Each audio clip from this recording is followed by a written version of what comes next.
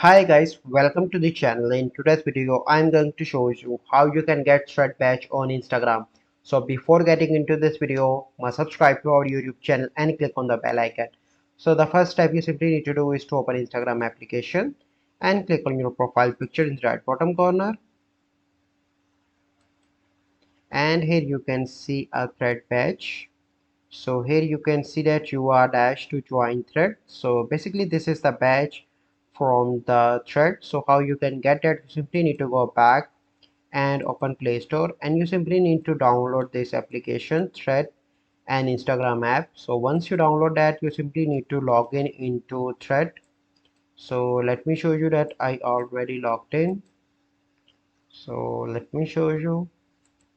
So here you can see that I already log in, and once you log in you can get the thread badge on Instagram like this. So this is a process by which you can get thread badge on Instagram. So I hope you find this video helpful. If you find this video helpful, must like this video, subscribe to our YouTube channel for future videos. We'll see you in the next video. Thank you, have a good day.